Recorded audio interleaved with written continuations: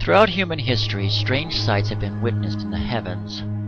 Depictions on cave walls and written records from our past testify to these mysterious happenings, and are found in every geological location and civilization known, from ancient times to our present day.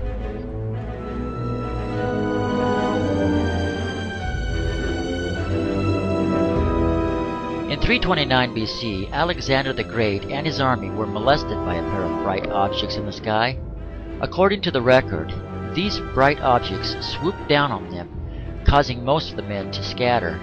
Still, some of his braver men stood their ground, trying to hit the objects with spears, arrows, and stones from their slings. In the year 1492, Christopher Columbus recorded seeing a bright, glowing object descend from the sky, enter the waters, and slowly follow the ship he was on for several minutes. This event occurred only 4 hours before he and his crew discovered land. Minted in the 1860s, we find engraved on a French token a depiction of a saucer-shaped object in the heavens that some experts suggest may have commemorated a daytime UFO sighting. In 1716, the astronomer Edmund Halley of Britain recorded seeing strange objects in the heavens as well. He noted one of these objects lit up the sky for more than 2 hours, and its light was so brilliant that he claimed that he could actually read the pages of a book by its light.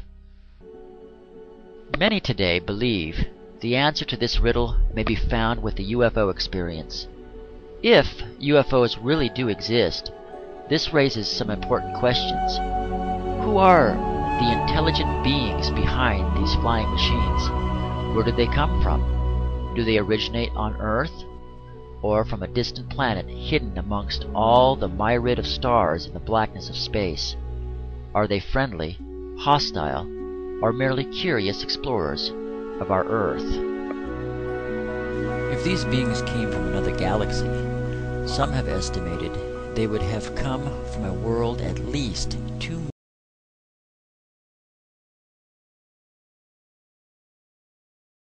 million light years away. That is to say, if they were traveling at light speed 186,000 miles per second, it would take 2 million years for them to reach our Earth. Even coming from some distant star in our own galaxy, it is estimated by many that it would take up to 70,000 years to reach our Earth from Alpha Centauri, the nearest star from us. It has been projected a spaceship traveling only 70% the speed of light for 5 years to the nearest star system would consume 500,000 times the amount of energy the United States uses in all of its cities in a single year. But there are other problems associated with space travel. Space is full of various gases and dust particles. Professor Edward Purcell, Nobel Prize winner and graduate of Harvard University, pointed out that a spaceship traveling at the speed of light would collide with this space material, and that if a space vehicle hit even one particle of dust, it would have the destructive force upon the ship to the blast equivalent of 800 tons of TNT. In addition, for an advanced civilization to travel from even the nearest star to our planet at the speed of light, their ships would generate so much energy in the form of electromagnetic radiation as they hit light speed, we would be able to see these beings coming years in advance of their arrival. And that we have never detected. More than 20 million people have reported seeing UFOs, including commercial and military pilots, astronauts, and many others, of which more than 2,500 were encounters with UFOs and the beings from them. NASA has videotaped them in space on numerous occasions. UFOs have been fired upon by missiles and fighter jets, but appear to be impervious to the attacks. They produce powerful electromagnetic pulses, often shutting down electrical machinery and vehicles.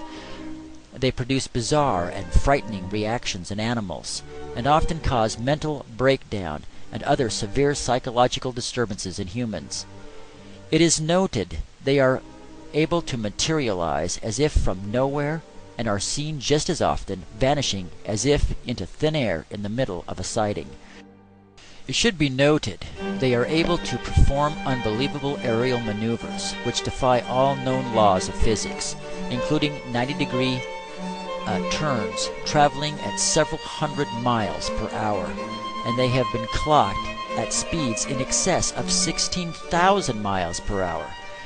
Given the vast documentation over the last 45 years or so by the eyewitness accounts, photos, and videos, there really is no room left for doubt. UFOs exist.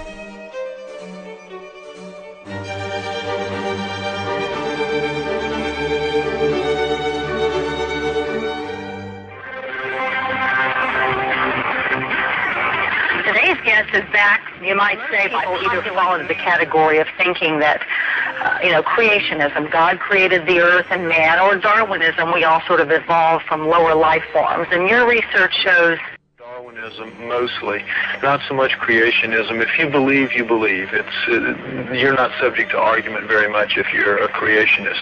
So I go after what the Darwinists say, and I show how that in fact they don't explain either how life came to be. You ask the question, where did we come from? And in part 4 of the book, I deal with that, and I believe that the Sumerians, the ancient Sumerians, and what they had to say about it, they say that on that planet the Sumerians do live another culture called the Anunnaki, and that in our past, in the past of Earth, at around 400,000 years ago, they came here to work, to do a job, which I go over in the book, and while here they decided to create a slave, to genetically engineer a slave, using the creature of Earth as a genetic base.